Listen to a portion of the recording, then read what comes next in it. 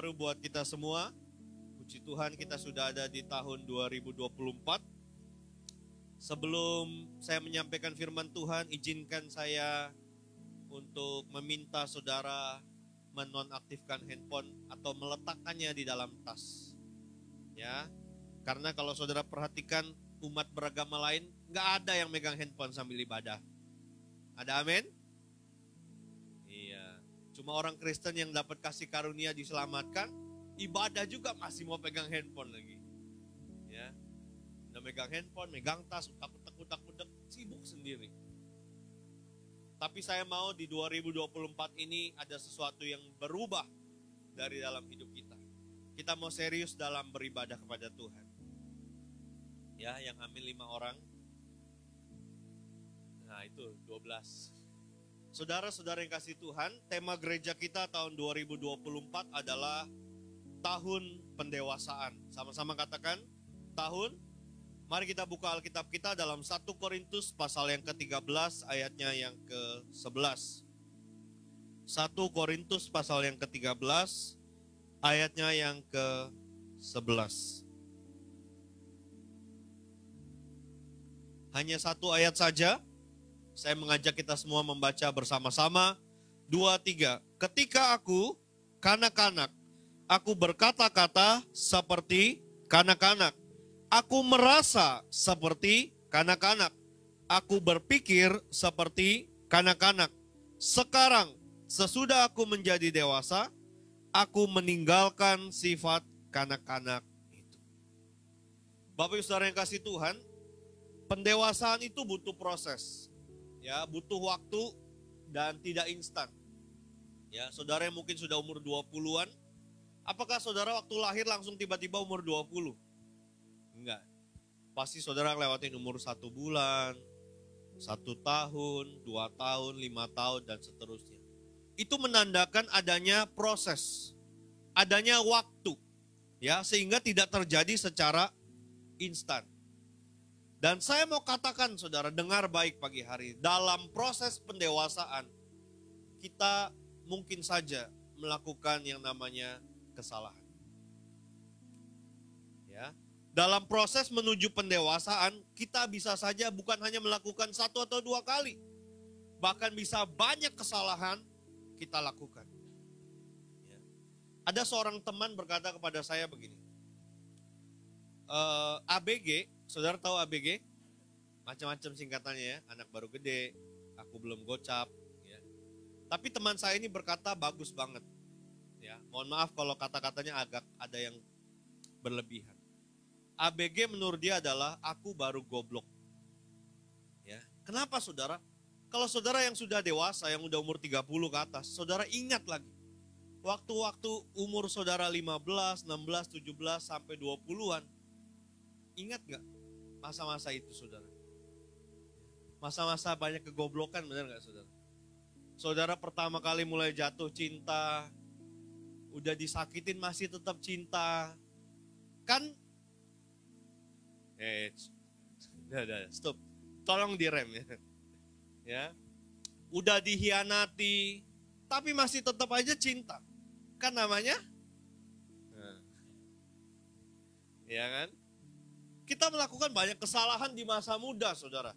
Ya. Makanya pesan saya pada orang tua, dengar baik-baik para orang tua, kalau anak saudara umur-umur remaja, kalau dia melakukan kesalahan, jangan dikatain, jangan dimarahin. Ya. Karena apa? Karena saudara juga melakukan hal yang sama di usia itu. Ya. Saudara melakukan banyak kesalahan, coba. Waktu saya umur 15, 16, 17 tahun, setiap tahun baru saudara, mesti naik motor tengah malam, kebut-kebutan.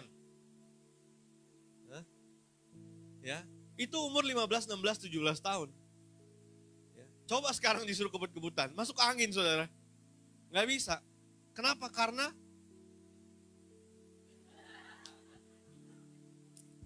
sakitnya tuh di sini loh. Karena waktu itu belum mengerti. Jadi para orang tua yang punya anak remaja cukup diberi nasihat, diberi bimbingan, diberikan arahan. Kalaupun dia salah jalan, dia pasti akan belajar dari kesalahan itu. Ya. Kenapa? Ya karena saya pernah ada di fase itu juga, saudara. Dan saya pikir benar juga ABG itu singkatannya seperti itu. Ya. Karena semua kesalahan-kesalahan kita dimulai pada waktu usia remaja itu. Makanya Bapak Saudara, gereja kita tidak mau kehilangan momentum ini. Ya. Mulai tahun 2024, setiap anak-anak yang sudah selesai dari kids, ya, umur masuk SMP, kita akan buka namanya ibadah remaja, ya, untuk anak SMP dan SMA. Jangan langsung ke youth. Kenapa, saudara? Karena di youth itu range usianya terlalu jauh. Yang paling tua di youth sekarang umurnya 33. Bayangin yang lulus SMP, yang masuk SMP umur 13, ada yang umur 33. Mau bahas soal pacaran, anak SMP kan, apa ya pacaran ya? Terlalu jauh. Ya. Apalagi mau bahas soal memilih jodoh, nah, terlalu jauh ya. Jadi mulai tahun ini kita akan bikin ibadah remaja ya. Nah, kita akan mulai tanggal 28 Januari, hari Minggu terakhir di tahun 2024 ini. Di bulan Januari tahun 2024 ini ya. Supaya anak-anak yang sudah selesai dari kids, kita akan adakan prosesi serah terima dari kids ke remaja. Begitu juga nanti dari remaja ke youth. Supaya apa, saudara? Supaya ada bimbingan berkelanjutan dari gereja.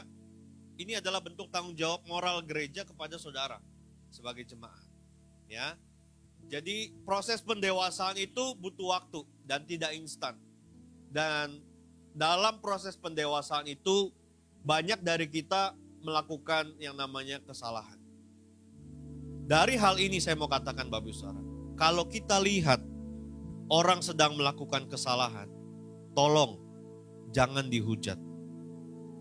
Tolong jangan dihakimi. Ya. Kalau saudara merasa apa yang orang lain itu lakukan salah, saudara tegur dengan kasih. Saudara nasihati dia. Yang lebih baik lagi kalau saudara bisa tuntun dia untuk kembali ke jalan yang benar. Itu jauh lebih baik. Saudara hakimi dia, saudara hujat dia, tidak membuat dia berbalik kepada Tuhan. Malah bisa jadi membuat dia semakin alergi sama orang gereja. Ada betul? Salah, benar. Tadi main Pastor Robil. Orang yang jatuh harus bangun. Katakan sama-sama, orang yang jatuh harus bangun. Nah, jangan berlindung di balik kalimat, ya saya kan manusia biasa, saya kan masih hidup di dalam daging. Saudara dengar baik, di gereja ini tidak mengizinkan saudara berlindung di dalam kalimat ini. Ya, sekalipun kita masih ada di dalam daging, ya. Sekalipun kita masih bisa melakukan kesalahan, ya. Tapi jangan berlindung di balik kalimat itu. Itu akan membuat saudara seperti ada dalam cengkeraman iblis. Yang membuat saudara tidak bisa lepas dan hidup dalam kemenangan. Makanya gak heran kalau hidupnya tidak mengalami terobosan. Kenapa? Karena selalu ngomong saya masih manusia biasa. Secara tidak langsung itu terdoktrin dalam pikiran saudara. Kalau melakukan kesalahan berarti gak apa-apa. Berarti lakuin aja kesalahan. Toh nanti juga Tuhan ampuni. Dengar baik. Ini adalah pengajaran yang salah. Ya. Di gereja ini saudara tidak boleh berlindung di balik kalimat saya adalah manusia biasa yang bisa jatuh dalam dosa. No. Saya bersalah, tapi saya mau bertobat. Saya bersalah, saya mau hidup benar. Itu kalimat yang benar. Supaya pikiran kita terdoktrin harus diubah, harus berubah supaya menjadi sama seperti Kristus. Ya. Jangan biarkan dosa itu begitu mengungkung hidup kita. Nah sekarang pertanyaannya kenapa kita itu perlu dewasa? Ya, kemarin saya menyampaikan di ibadah doa pengerja, karena hanya orang dewasa saja yang menikah. Betul saudara? Halo? Hanya orang dewasa saja yang menikah. Ada anak-anak yang menikah? Tiba-tiba Hawan ngomong, "Papi, aku mau nikah." Gimana Pak Billy Bu Christine? Copot gak jantungnya? Gak ada anak-anak menikah. Yang menikah adalah orang dewasa. Saudara dengar baik. Setiap kita, pada akhirnya kita akan menjadi mempelai Kristus. Amin saudara. Ya, kita akan menjadi mempelai Kristus. Kita gereja dipertunangkan dengan Kristus. Kristus sebagai mempelai laki-laki, kita sebagai mempelai perempuan. Ya. Hanya orang dewasa yang menikah. Maka dengan kata lain, hanya orang dewasa saja yang masuk dalam kerajaan surga. Artinya bukan dewasa secara umur ya saudara, tapi dewasa secara pengikut Kristus. Saudara mau menikah dalam tanda kutip dengan Kristus sebagai mempelai Kristus, tapi saudara nggak kenal siapa Kristus, mungkin nggak saudara menikah dengan dia? Orang yang sudah menikah di sini, waktu saudara menikahi pasangan saudara, saudara kenal nggak dia? Pak RT, Pak RW, depan belakang nih. Kenal ya? Kalau nggak kenal kan nggak mungkin dinikahin dong, benar nggak? Betul ya, Pak Sinto kenal ya, Pak Billy kenal, Bu Christine kenal, Bu Leli kenal ya. Pak Ferry kenal, Bu Meti kenal ya, kenal banget ya. Orang yang mau menikah pasti dia kenal siapa yang dia nikahi. Kalau Alkitab mencatat saudara akan dipertunangkan sebagai mempelai Kristus, berarti saudara harus kenal siapa Kristus itu. Kenapa saudara? Karena seumur hidup kita setelah di dunia ini selesai, tugas kita hanya melayani dia. Itu aja. Kira-kira saudara, kalau saudara menikah dengan orang yang tidak saudara kenal, ribut terus gak saudara? Yang kenal aja bisa ribut terus, apalagi yang gak kenal. Jadi mungkin gak kira-kira masuk surga? Ya saudara jawab sendirilah. Di surga nanti tugas kita adalah melayani Raja segala Raja. Melayani Tuhan Yesus. Jadi kalau kita tidak mengenal pribadi Yesus yang kita layani, kita nggak tahu apa yang menyenangkan hatinya Tuhan.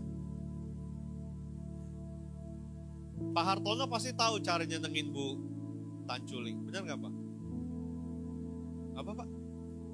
Kertas merah. Apa tuh kertas merah? Oh, Pak jangan Bu Tanculing Pak. Ya, hanya orang dewasa yang bisa mengambil keputusan. Ya. Makanya dia bisa memutuskan untuk menikah.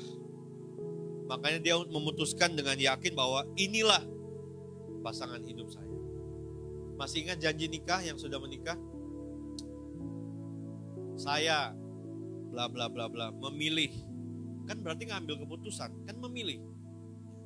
14 Februari nanti kita juga memilih. Sama, mengambil keputusan. Jadi dalam proses pendewasaan ini saya mau mengajak saudara berfokus pada kalimat terakhir daripada ayat ini yang berkata meninggalkan sifat kanak-kanak. Ya. Sama-sama bilang meninggalkan. Ini belum sarapan semua nih. Meninggalkan. Ngomong kiri kanannya bilang. Tinggalin sifat anak-anaknya. Yang masih anak-anak bingung. Saya masih anak-anak. Yang pertama saudara, menang atas sifat kanak-kanak. Kalimat ini berkata begini, ketika aku kanak-kanak, aku berbicara, aku berkata-kata seperti kanak-kanak. Aku merasa seperti kanak-kanak, aku berpikir seperti kanak-kanak. Jadi ini sifat yang harus kita tinggalkan. Berkata-kata seperti kanak-kanak, merasa seperti kanak-kanak, berpikir seperti kanak-kanak. Kenapa harus ditinggalkan? Saudara, anak-anak itu punya pemikiran yang menurut saya sempit. Ya. Anak-anak tuh punya pemikiran yang sempit. Makanya gak heran kalau anak tuh suka banyak nanya. Jangan dianggap aneh atau jangan dianggap, aduh bawel amat sih nanya-nanya terus. Karena pikirannya sempit. Contoh, misalnya nih, siapa yang masih ABG ya? Jeremy. Soalnya kelihatan lurus. Misalnya, Papa bilang, Jeremy jangan pulang lewat dari jam 10. Jangan lewat dari jam 10 kok jam 12. Kadang-kadang saudara, namanya anak muda, ya, bilangnya apa? Papa jadul. Papa udah kuno, ketinggalan zaman. Gak gaul. Ya kan? Karena apa? Pikirannya sempit. Ini contoh loh Jeremy, contoh. Karena pikirannya sempit. Dia pikir, anak-anak berpikir bagaimana atau apa yang bisa membuat hatinya senang. Tapi orang dewasa berpikir keselamatan daripada anak itu. Ya. Makanya seringkali terjadi miskomunikasi, terjadi salah kaprah. Orang tua berpikir untuk melindungi si anak berpikir orang tuanya kuper, gak gaul. Itu sering terjadi. Padahal semuanya untuk kebaikan si anak. Nanti kalau Jeremy udah besar, dia sudah menikah dan punya anak. Waktu anaknya remaja, pasti dia akan ngomong hal yang sama. Jangan pulang malam-malam, pulang pagi. Jangan ya Jar. Kalau mau pergi tuh ajak-ajak ya. Ya Jar, sekalian selepet. Bukan kampanye loh ya, bukan. Ada yang kampanye pakai selepet soalnya. Ya. Nanti waktu anak-anak remaja, anak-anak pemuda tumbuh dewasa, menikah dan punya anak, suatu saat apa yang pernah dinasehati, ditegur orang tuanya, pasti akan dilakukan juga hal yang sama. Cuma karena anak-anak kita tidak mengerti, makanya perlu diajarin. Dan sebagai orang-orang yang sudah dewasa, Alkitab bilang kita perlu tinggalkan sifat kanak-kanak itu. Dari berpikir, berbicara, merasa, itu harus ditinggalkan. Ya, kalau orang sudah dewasa tapi tidak meninggalkan sifat kanak-kanak, sering disebut sebagai kekanak-kanakan. Makanya kalau ada orang dewasa sifatnya kayak anak-anak belum berubah, cara pikirnya, cara bicaranya, cara merasanya masih belum berubah. Sering gak kita ngomong, kayak anak-anak loh. Betul apa benar? Karena apa? Karena sifat itu belum ditinggalkan. Masih terus terbawa cara mikirnya, cara bicaranya, cara merasanya. Kita sering bilang, masih bocah. Ya. Masih ingusan. Apa? Bocil. Kencing belum lempeng. Ya, banyak tuh istilah-istilahnya. Dari zaman nenek moyang saya. Ya. Kita sering menganggap orang-orang yang tidak mendengarkan kita, masih mempunyai sifat kekanak-kanakan, itu adalah bocah. Makanya seringkali kita keluar celetukan dasar anak-anak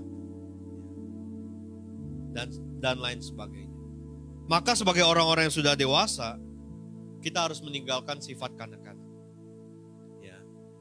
Saudara, Alkitab memang mencatat begini. Alkitab memang mencatat bahwa kita harus punya sifat seperti anak-anak. Tapi ingat, yang ditulis di sana adalah dalam hal ketulusan dan kejujuran. Ya, seperti anak-anak. Tapi bukan cara berpikirnya, bukan cara merasanya, bukan dalam sikap tingkah lakunya. Ya. Yang perlu dirubah, harus dirubah. Yang tidak perlu dirubah, yang harus dipertahankan adalah kejujurannya, kepolosannya, ketulusannya. Itu yang harus tetap dijaga. Ya, itu yang Tuhan kehendaki. Memang seiring berjalannya waktu, sifat itu bisa berubah. Makanya Alkitab menasihati kita untuk kita meninggalkan sifat kanak-kanak itu. Paling tidak ada 2 sifat kanak-kanak yang harus kita tinggalkan. Ya. Yang pertama adalah sifat anak-anak itu adalah mau menang sendiri. Betul?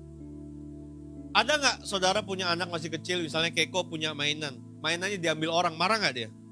Marah. Anak saya juga begitu. Karena itu sifat anak-anak. Sementara bagaimana firman Tuhan mengajarkan kita orang-orang dewasa? Firman Tuhan mengajar kita untuk berbagi. Betul gak saudara? Firman Tuhan mengajar kita untuk hidup bersama. Bagikan apa yang kita miliki untuk orang lain. Tapi anak-anak kecil gak diajarin itu saudara.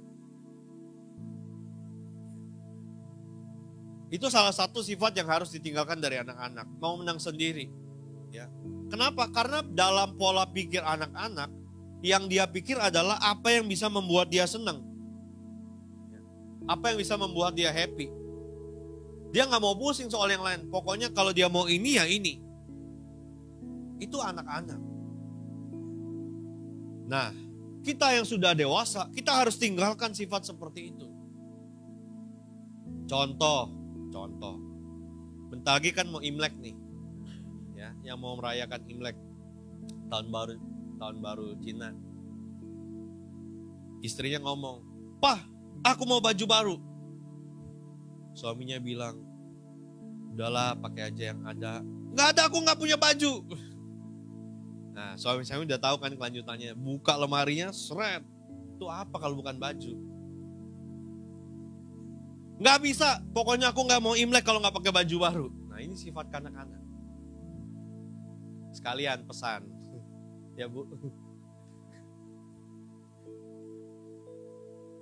Gitu, saudara.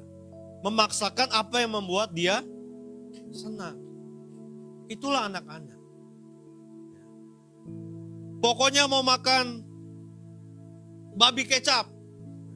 Soalnya kemarin malam tutup tahun ada babi kecap. Jadi bisa ngomong. Kalau nggak ada babi kecap, nggak usah ada ibadah. Nah, kan kacau. Ya kan? Itu sifat kanak-kanak, harus ditinggalkan. Ya. Mau menang sendiri, egois, sulit berbagi, nggak mau mikirin orang lain. Itu sifat kanak-kanak. Sifat kanak-kanak yang kedua adalah suka ngambek. Ya, anak-anak itu suka ngambek, benar nggak saudara? Kalau nggak diturutin, dia akan ngambek. Kira-kira di jemaat JKI Home ada nggak yang suka ngambek ya? Nggak ada yang ngaku, nggak ada sedikit. Pada umumnya anak-anak itu suka ngambek. Ya, kalau nggak diturutin dia akan marah. Makanya kalau saudara mungkin lihat sosial media, atau jangankan sosial media, saudara pergi ke minimarket, ada anak minta sesuatu tapi nggak dikasih sama orang tua, yang bisa guling-gulingan di lantai. Bagus nggak guling-gulingan sampai luar kan? Ntar kok bingung, mana nih kok udah di luar. Ya. Jadi kalau nggak diturutin dia akan ngambek. Kalau nggak diperhatiin dia akan ngambek, dia akan marah, ya, dia akan kecewa, dia akan sakit hati. Nah, anak-anak Tuhan yang ada di dalam Tuhan itu beda. Anak-anak Tuhan itu harus dewasa. Ya. Misalnya contoh misalnya, Pastor Robi, saya nggak kasih Pastor Robi untuk melayani perjamuan kudus. Oh nggak bisa Pastor, terus dia guling-gulingan di tangga. Kacau nggak saudara?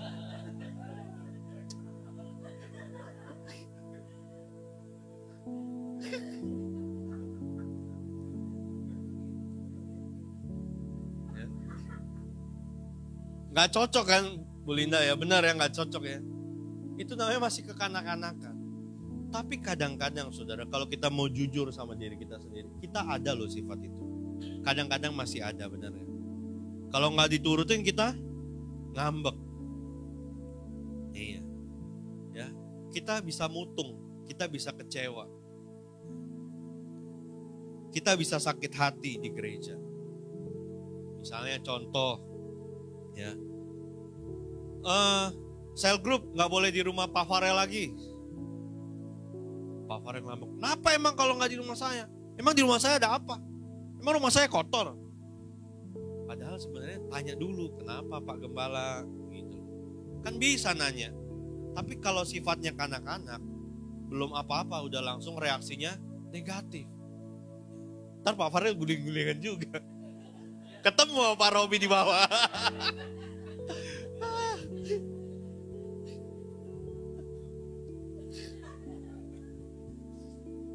Ya, sifat kanak-kanak itu yang suka ngambek itu gak bagus, saudara. Gak bagus. Harusnya saudara bisa tanya, kan saudara sudah dewasa. Tanya dong, Pak Gembala kenapa kok sel grupnya gak di rumah saya lagi? Kan saya akan jelaskan. Oh iya Pak, soalnya kalau sel grup tempat Bapak, semua jauh ke tempat Bapak. Jelas dong. Sebagai orang dewasa yang sudah dijelasin, ngerti dong. Oh gak bisa, kalau gak saya tutup gerejanya. Saya berhentiin pendetanya, udah selesai. Nah sama ke kanak-kanakan juga kan, benar nggak? Balas dendam, nggak bagus saudara, nggak sehat. Ya. Dengar baik, sekalipun gereja bukan isinya kumpulan orang suci, tapi di gereja lah kita sama-sama belajar menjadi pribadi yang lebih baik lagi. Ya, kita berubah. Ya, besi menajamkan besi, manusia menajamkan sesamanya. Kita sama-sama berubah menjadi pribadi yang lebih baik lagi. Jadi saya berdoa di tempat ini jangan sampai ada orang-orang yang suka ngambek. Amin. Ya, jadilah orang-orang Kristen yang dewasa, tinggalkan sifat kanak-kanak itu. Jadilah murid-murid Kristus yang taat dan dengar-dengaran. Saudara ngikut Tuhan, saudara ke gereja kalau saudara nggak sungguh-sungguh buat apa? 1, saudara buang ongkos. 2, saudara pagi-pagi udah harus siap-siap. Ya. 3, buang waktu. 4, pendeta ngomongnya lama. Ngantuk. Ngapain kalau nggak sungguh-sungguh ke gereja? Nyumbang lagi ya. Iya kan saudara? Jadi kalau saudara hadir ke tempat ini, saudara beribadah, hanya satu tujuannya. Saudara bisa mengalami perjumpaan dengan Tuhan. Karena hanya perjumpaan dengan Tuhan itulah yang akan mengubah hidup kita. Saudara.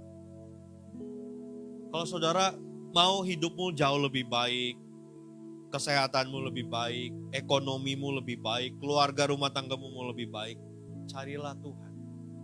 Karena hanya Dia yang bisa mengubah segala sesuatu. Ya. Kalau saudara nyari saya, ya belum tentu masalahnya selesai. Malah ada masalah baru sama saya nanti.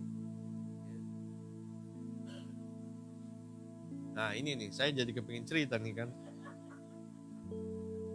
Ada orang yang dulunya gereja di tempat kita. Nah saudara mulai mikir-mikir siapa nih kira-kira. Udah lama gak datang gereja, saya telepon. Halo, udah lama gak datang ibadah? Oh iya Pak, saya dengar Bapak gak suka sama saya. Bapak marah sama saya. Dalam hati saya, sejak kapan saya punya juru bicara? Kalau saudara kenal saya tuh gak pernah melalui perantara. Saya kalau senang ya senang, kalau ketawa ya ketawa, kalau marah ya marah. Tapi semua dasarnya satu, saya mengasihi saudara. Korbannya banyak. Tanya Pak Farel, tanya Yusuf, tanya Juni, tanya Ibu Gembala. Kalau saya nggak suka, saya ngomong nggak suka. Nggak mungkin saya lewat orang lain, Tere kasih tahu Yusuf ya saya nggak suka sama dia. Nggak mungkin. Iyalah masa suka sama cowok. Nggak gitu konsepnya ya. Cuaks. Ya. Saya kalau seneng, ya saya seneng. Saya kalau ketawa, ya ketawa saya dari hati yang tulus. Saya tidak pernah hidup dengan kepura-puraan. Saya begini ya begini. Kalau saudara lihat kok Pak Gembala tiba-tiba bisa marah. Ya saya kalau marah menunjukkan sesuatu yang saya tidak suka. Atau sesuatu yang tidak benar. Pasti saya marah. Contoh. Misalnya contoh di gereja. Oh kita mau main kartu. Pakai duit. Marah gak saya? Marah saya langsung. Kenapa nggak disangguin gitu buat ikutan main? Nggak benar. Ya, coba aja saudara bilang, Pak Gembala, nanti Valentine boleh nggak kita mesra-mesraan di gereja? Pasti saya tolak. Bukan saya terima, pasti saya tolak. Sesuatu yang tidak sesuai dengan kebenaran, saya itu orangnya tegak lurus. Saudara. Kalau saudara nggak percaya kakunya saya, tanya Ibu Gembala. Dia itu tahu banyak dari pacaran, ya, waktu pacaran. Kalau saya nggak suka, saya ngomong nggak suka. Kalau saya marah, saya marah. Saya tinggal. Kalau laki-laki kan umumnya biasanya kalau lagi PDKT kan semua yang manis-manis, ya kan. Udahlah nggak apa-apa ngalah, yang penting nikah dulu sama dia. Kalau saya enggak, mendingan gagal sekalian. Ya, saya orangnya begitu, tegak lurus. Jadi makanya saya bingung kalau tiba-tiba ada orang bilang, Pak Gembala kecewa sama saya. Sejak kapan saya bisa kecewa? Gitu ya, tapi ya sudahlah. Saya belajar untuk mengasihi. Kan sudah dewasa jadi gak suka ngambek. Amin. Nah, saudara, anak-anak itu cenderung melakukan kesalahan yang berulang. Ya. udah sering kali dikasih tahu, tapi kesalahannya sering juga dilakukan. Namanya anak-anak. Ya. Kenapa anak babi bisa terbang? Namanya juga anak-anak. Ya. Saudara, anak-anak itu seringkali dinasehati, tapi juga seringkali melakukan kesalahan yang berulang. Makanya sebagai orang tua dengar baik. Dan yang masih muda yang punya rencana untuk menikah dengar baik. Belajarlah sabar. Belajarlah sabar. Kasih itu ya, sabar. Jadi kadang perlu nasehatin ulang, ketak. Saudara, kalau sering saya bawelin, artinya saya sedang menasehati saudara, karena saudara melakukan kesalahan yang berulang-ulang. Ya. Jadi kalau saudara dibawelin sama saya, harap sabar. Ibu gembala tuh heran. Ya. Kenapa Pak Gembala itu suka ngomong hal yang sama berulang-ulang, bahkan ke orang yang sama, diulangi terus. Akhirnya dia ngerti, itulah cara saya mengajar. Kenapa? Karena di Alkitab Perjanjian Lama juga begitu. Hendaklah kamu mengajarkan terus-menerus. Jadi kalau saudara saya omongin berulang, artinya saudara mungkin ada sesuatu yang keliru, tapi saudara nggak perbaiki. Dan waktu saya berhenti ngomong, dengar baik nih, waktu saya berhenti ngomong sama saudara, artinya saya mulai bodoh amat. Kenapa? Bebal. Udah dikasih tahu, ngeyel. Kasih tahu, ngeyel. Kasih tahu, ngeyel. Keplak. Alkitab bilang, anak yang kukasihi diajar. Udah saya keplak sekalian. Bukan saya benci, saya sangat mengasihi. Apa buktinya? Nama-nama saudara itu selalu saya sebutkan dalam doa saya. Kalau saya nggak peduli, ngapain saya mesti capek-capek sebut nama? Tuhan berkati Juni, Tuhan berkati Siska. Ngapain mesti disebutin satu-satu? Jemaatnya 60 saya sebutin satu-satu. Saya sebutin saudara. Karena saya mengasihi saudara. Saya berdoa, saya berharap saudara jadi pribadi yang lebih baik. Saya berdoa, saya berharap saudara mengalami perjumpaan dengan Tuhan sehingga hidup saudara berubah. Saya sebutin nama-nama saudara. Gak pernah saya bilang sama istri saya, aduh capek nyebutin nama-nama jemaat. Udah, sebutin aja nama keluarga. Berkati keluarga Pak Farel, ringkas kan. Beserta istri dan anak-anak. Berkati Pak Robi, beserta istri anak-anak. Berkati Pak Sinto, beserta istri anak-anak. Berkati Pak Hartono, beserta istri anak-anak. Gampang gak? Tapi saya sebut nama saudara. Sama-sama. Ya. Dan puji Tuhan sampai hari ini saya tahu semua nama lengkap saudara kecuali 3 orang. Gary, Tere, sama Andri. Nah, nama lengkapnya doang yang saya nggak tahu. Enggak lah. Yang kedua saudara. Bagaimana kita bisa menjadi orang-orang dewasa? Yaitu ketika kita bisa menang atas masa lalu kita. Ya, masa lalu kita mungkin kelam, ya, mungkin hancur, mungkin suram, mungkin juga rusak, berantakan, kacau balau. Saya mau bilang itu adalah fakta yang saudara nggak bisa pungkiri. Kalau istilah zaman sekarang namanya itu rekam jejak. Ya, itu histori yang saudara nggak bisa rubah. Ya, mungkin orang-orang yang di masa lalu saudara akan ingat itu. Tapi kalau saudara membaca Matius pasal yang pertama ayat yang pertama sampai sekian, ya, udah baca Alkitab hari ini? Saudara mumpung tahun baru ya. Ini sekalian pesan nih, Alkitabnya dibuka, dibaca. Ya, dibaca. Kenapa saudara? Gini, kemarin saya ngomong waktu doa pengerja, semua yang melayani di gereja JKI Home harus punya standar hidup yang lebih tinggi daripada jemaat. Ya. Kalau jemaatnya rajin berdoa, pelayan Tuhan yang gak rajin berdoa, mending duduk aja jadi jemaat. Kalau jemaatnya rajin baca Alkitab, pelayan Tuhannya malas baca Alkitab, mending mengundurkan diri aja. Ya, mending gak usah melayani dulu. Nanti kalau udah diperbaiki, baru melayani lagi. Gak apa-apa. Ya, saya kasih kesempatan belajar. Kalau saudara sebagai jemaat bilang, oh ya berarti kita gak punya standar dong. Ada standarnya anak-anak. Saudara, V itu sering berdoa. Adiknya dia itu juga sama. Kalau dia aja rajin berdoa, masa bapaknya malas berdoa? Benar nggak, saudara? Kalau ada anak-anak kecil yang suka memuji Tuhan, menyembah Tuhan, saudara sebagai orang dewasa, sebagai jemaat, malu kalau saudara kalah sama anak-anak. Ada amin? Bacalah Alkitab. Ya. Nggak ada yang amin. Bacalah Alkitab. Siapa yang gak punya Alkitab? Nanti gereja kasih. Tolong daftar ke Pak Farel atau Yusuf. Daftar aja. Ntar kalau ada kasnya baru kita kasih.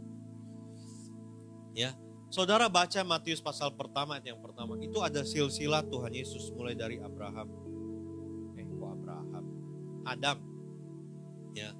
Kalau saudara baca dengan seksama nama-nama yang ada di sana, itu bukan nama-nama yang semuanya orang-orang suci, saudara. Bukan.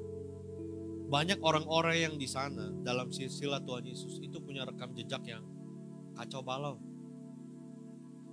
Tapi nama mereka tercatat sebagai silsilah Tuhan Yesus. Kenapa?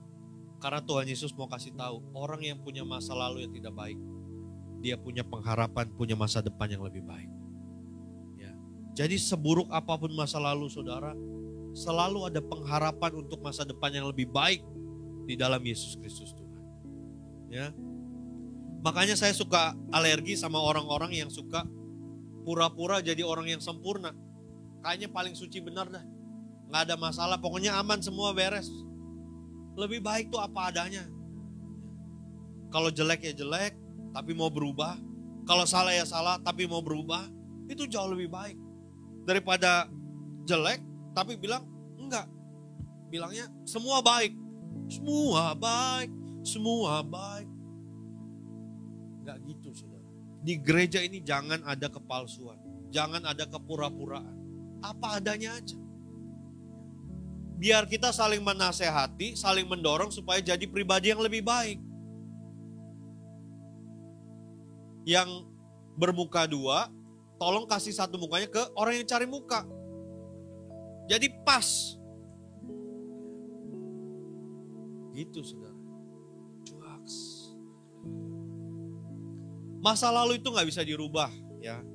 Yang bisa dirubah tuh hari ini dan masa depan, saudara. Kalau ada orang yang suka mengungkit kesalahan saudara, masa lalu saudara, atau kejatuhan saudara, atau bahkan orang itu nggak bisa menerima masa lalu saudara yang sudah bertobat.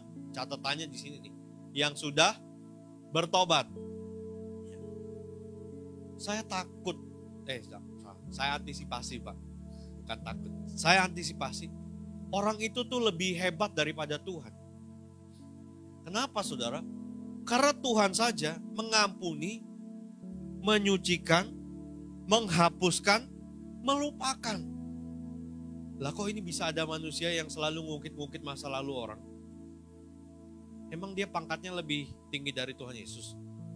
Tuhan Yesus saja bilang, ketika kamu mengaku dosamu, 1 Yohanes 1 ayat 9, maka ia adalah setia dan adil. Dia akan menyucikan, menghapuskan segala dosa kita. Tuhan aja menyucikan, menghapuskan. Jadi kalau ada orang yang suka mengungkit-ungkit masa lalu saudara, ngomongin masa lalu saudara, dengar baik, orang itu bukan berada dari pihak Tuhan. Orang itu ingin terus saudara jatuh. Orang itu ingin terus saudara ada dalam jerat iblis. Abaikan dia, doakan saja. Ya, mari fokuslah kepada orang-orang yang melihat hidup saudara hari ini dan masa depan. Semua kita punya masa lalu yang kurang baik. Ya, tapi ubahlah hari ini dan masa depan kita supaya kita punya masa depan yang lebih baik. Ya. Sekalipun juga mungkin saudara di masa lalu tuh sukses atau jaya. Saya mau bilang itu pun juga hanyalah sebuah kenangan. Ya. Dan itu juga tidak akan menjadi gambaran masa depan. Kalau hari ini saudara kaya, pasti masa depan saudara kaya. Harapannya begitu. Tapi kalau kita tidak bisa kelola keuangan dengan benar, ya bangkrut juga. Gitu. Maka serahkanlah seluruh hidup kita kepada Tuhan. Saya suka waktu Paulus ngomong begini. aku melupakan apa yang telah di belakang. Filipi pasal 3 kalau saya nggak salah. Ya. Paulus bilang, aku melupakan apa yang ada di belakangku dan berlari-lari mengarahkan pandanganku ke depan. Itu yang harusnya kita lakukan sebagai orang-orang percaya. Kenapa kita harus melupakan apa yang ada di belakang kita? Karena Yesus sendiri ngomong, karena kamu telah ditebus bukan dengan barang yang fana, bukan dengan emas perak, melainkan dengan darah yang mahal, darah Yesus Kristus sendiri. Hidup kita, masa lalu kita sudah menjadi milik Tuhan. Dan Yesus berkata di atas kayu salib, tetelestai, sudah selesai.